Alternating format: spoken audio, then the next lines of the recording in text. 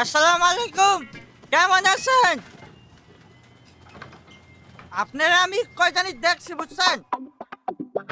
ও মনে পড়ছে, আপনারা আমি টিভিতে দেখছি, টিভিতে। সেন্টু যাবে নিজের বাড়ি, সঙ্গে যাবে কে? পাশে আছে নতুন বউ, ঘুমটা পড়েছে। ওই সমস্যা কি তোর? ওনারা ডিস্টার্ব করতেছিস কেন? এরে কেরে তুই আমার কলার ধরছিস কেরে? এইটা আপনার ফ্রেন্ড, ওর জন্য আসছিলেন? না, উনি আমাকে অনেকক্ষণ ধরে বিরক্ত করতেছে। এই বউ, এটা কে? ওই কি লাগে ও তোর? আফা আফা, উনি আমার আফা হয়। হ্যাঁ, মেয়ে দেখলে মাথা ঠিক থাকে না, না?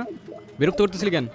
বিরক্ত নয় তো গুরু, আমি ওনাকে প্রোটেকশন দিচ্ছি। এলাকা তো ভালো না, মাল করে ভরা।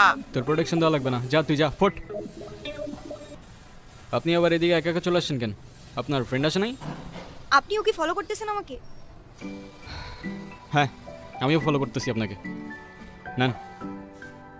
সরি, আসলে আমার একদমই খেয়াল ছিল না। আপনার গাড়িতে ফেলে আসছিলাম না? ইয়েস ম্যাম, আর আমাকে ডাউট করার জন্য শুক্রিয়া। আল্লাহ হাফেজ। একটা কল করা যাবে? হ্যাঁ। কে? আমি নূপুর, ও, তোমার নাম্বার কি হয়েছে? বাসায় ফেলে আসছি। আমি তো রূপগঞ্জে, তুমি কোথায়? তুমি চলে আসছো? কিন্তু আমি তো রূপগঞ্জ নাই এখন। সকালে আম্মু আব্বুর সাথে কদমতলি আসছি। তোমাকে না কালকে বললাম আমি রূপগঞ্জে আসতেছি?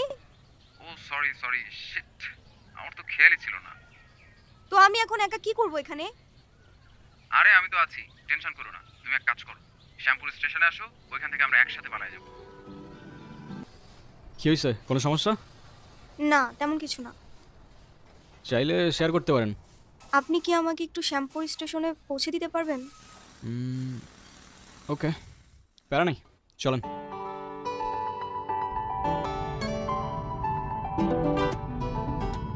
বাসায় জানে? কি? এই যে পালিয়ে বিয়ে করছেন। সেটা জেনে আপনি কি করবেন? না এমনি থাকে না, কিউরিওসিটি। এত কিউরিয়াসিটি থাকা ভালো না, বুঝেছেন? না, আজকাল তো 2 দিনে ভালোবাসা হয়, 3 দিনে পালানোর পর 4 দিনে ডিভোর্স হয়ে যায়। তা আপনার কত দিনের রিলেশনশিপ?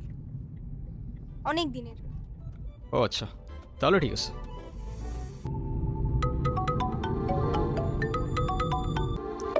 কলটা তো রিসিভ করছে না।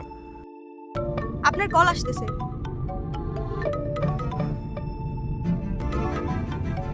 আপনার কল আসতেছে, কলটা ধরেন।